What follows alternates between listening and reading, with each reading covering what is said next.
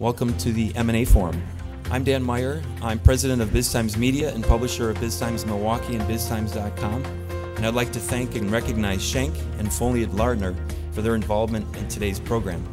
This morning we have a very solid lineup of speakers and panelists who will talk about their experiences and complexities of buying and selling companies.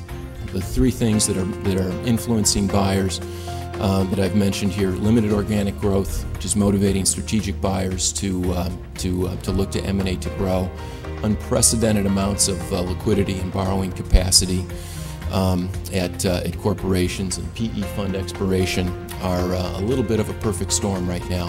A professional advisor panel will follow Steve. They will provide you with an overview of the various elements and best practices in M&A. The most important factor that you can do is be growing your company. A lot of people get to a level where they're comfortable with what the company is doing and what they're making. The value is significantly different if the company is growing, significantly better than if it's flat or declining. Most buyers and sellers today have realized the value of getting good counsel and advice as they're going through these transactions.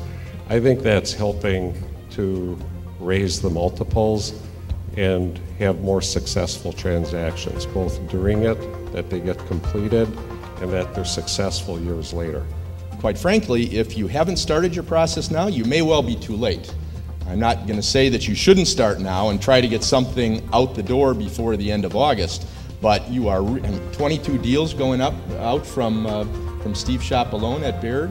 I mean, there is going to be a lot of deal flow coming out this summer and into the fall, and you need to be out into that market, because if you're waiting for what happens in the election in November, you are far too late.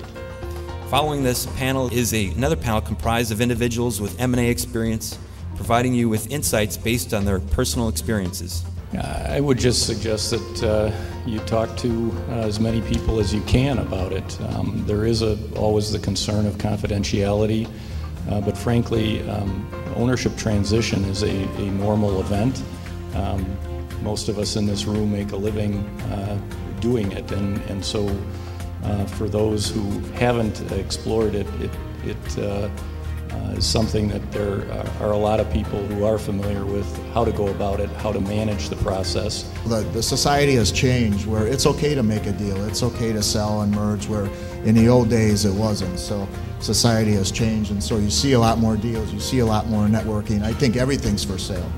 You know, so any business can be acquired, any business can be merged. It's the way that we live nowadays.